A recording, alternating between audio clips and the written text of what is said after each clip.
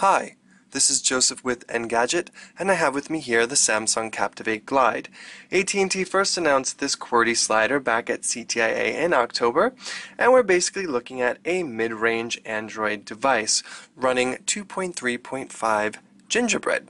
It marries a bit of the Galaxy S2 series with this QWERTY form factor, so although it's not as light as its predecessors, or I should say its the current Android kings, it does manage to definitely cut a very light profile in the hand. It is only 5.2 ounces, and remarkably, when you slide it open, the screen is not top heavy, so you won't have any problem holding the device open and banging away your text and emails.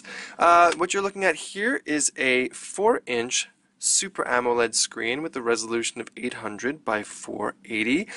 It's not the highest of high-end, what we're used to seeing, you know, with the Nitro HD's HD display and the Galaxy Nexus with the Super AMOLED HD, but it definitely does a fantastic job. And as you can see, the blacks in my wallpaper here are quite deep and rich, and the contrast is fairly good, as well as viewing angles on the device. They're fairly excellent. So okay, let's slide it open because this is what you want to see. Here is the keypad, and you'll note that just like that, the keys are almost completely flush with the pad. So you'll have an absolutely difficult time discerning what key you're pressing if you're not looking at the keypad while you're typing. Despite that, it is actually not that bad of a typing experience. You can pretty much keep a relatively smooth and fluid flow going on while you're typing, but every once in a while your fingers will slip and hold you up. The keys are backlit, so if you're typing at night, the letters and the symbols here will light up appropriately, and you'll be able to guide your fingers, or I should say your thumbs, along. Alright, so let's take a little tour of the device here. Around back you can see here is that familiar signature light plastic textured casing that Samsung employs on most of its devices lately. And up here at the top is the 8 megapixel camera with a single LED flash, and over here is the speaker grill. Down at the bottom, as you can see, there's Samsung's logo, and then over here on the left side is the volume rocker, which it's nice. It has just enough travel there. Okay, and then over here on the right side of the device, you'll see there's nothing much but the power button to turn the screen on and off, and of course your device on and off as well. And then up at the top you'll see is the 3.5mm headphone jack, and then your micro USB port, which is covered with this sliding door like that. Here on the front you'll see we have the 1.3 megapixel front-facing camera, and then this tiny earpiece over here with the AT&T logo shrunken down just beneath it, and a proximity sensor next to it. And then down here we'll see the Samsung logo once again, because twice is very nice, and then the familiar 4 Android capacitive buttons over here. Alright, so that's about it. In terms of the internals, we'll pop this open and show you what's inside. As you can see, the casing here is it's a really flimsy plastic. There's a lot of give. But you won't have to worry about snapping it. Alright, so here you can see there is the SIM card, and then the micro SD card slot, which is empty, does not ship with any additional storage on here. You only get the 8 gigabytes that are internal, but you can expand it up to 32. And then down here is the 1650 milliamp hour battery, which we'll take out and show to you. One of the neat things about the way Samsung set this up is that you can access both the SIM card and micro SD without having to futz with the battery and take it out like you have to deal with in other devices. Alright, let's snap that back on and power on the device. and we'll give you a bit of a hardware tour. The device is running on a dual-core 1 GHz Tegra 2 processor, complemented by 1 GB of RAM, and it's capable of taking 720p video, and that's with the 8 megapixel rear camera on back. It does not do full HD 1080p that so many devices lately seem to do. And here you can see is the lock screen, and I've customized it, put on my own wallpaper that I took with the 8 megapixel camera, and you can open it, you can unlock it just by moving it any way you want, so up, down, right, left, doesn't matter. And okay, here we are at the home screen.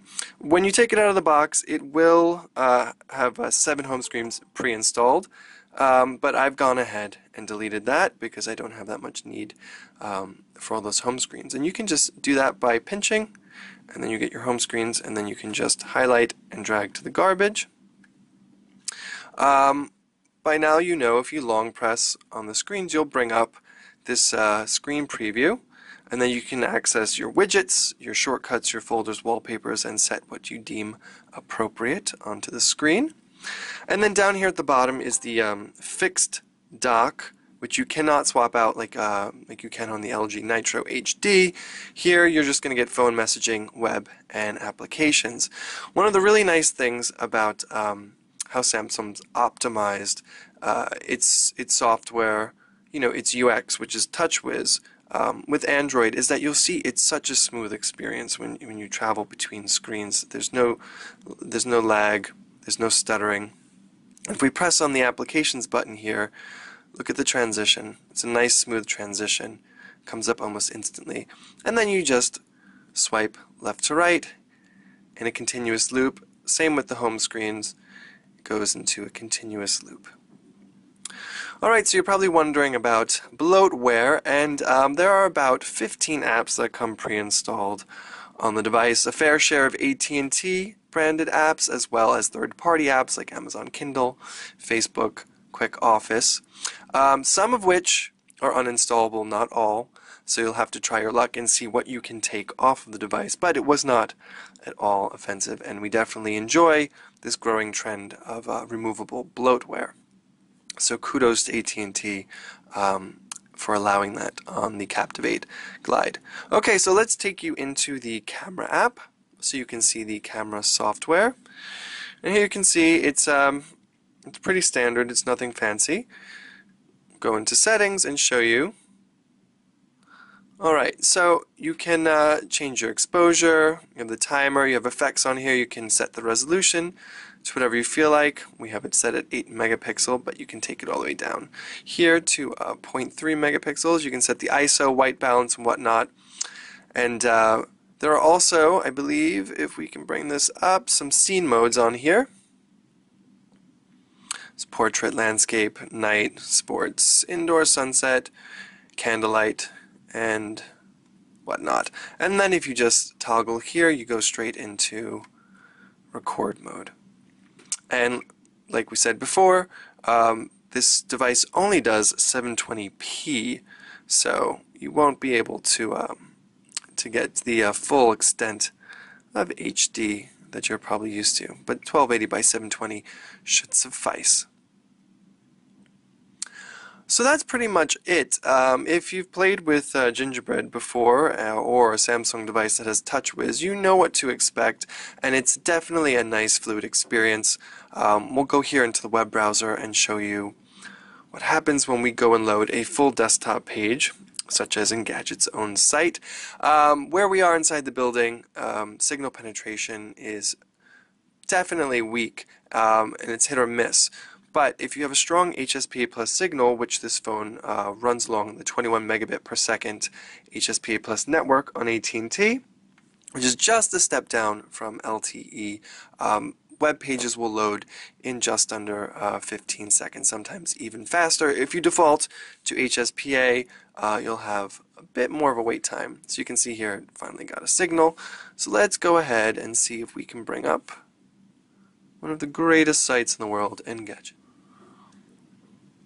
Okay, and so you'll see here that the full desktop page is being rendered, and it does it relatively quickly. And one thing we noticed was pinch to zoom is super responsive. It's definitely very fluid. You can see it zooms in and out.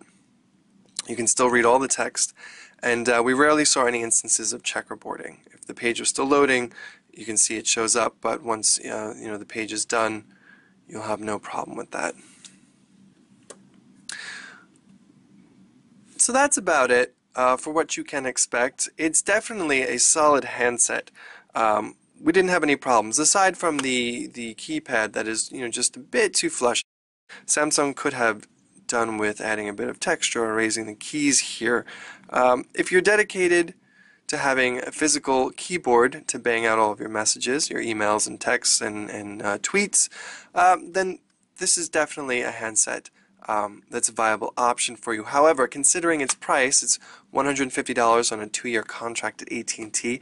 That's just $50 away from the HTC Vivid, which is a much more premium device, definitely has beefier specs, and runs on AT&T's 4G LTE network, so you get those blazing fast speeds. Well, the network's not congested, that is. So it's a tough call, and it mainly comes down to your predilection for QWERTY sliders. If not, get the Vivid, but if you do need a slide-out keypad, this is definitely a solid choice on AT&T. Joseph with Engadget. Thanks for watching.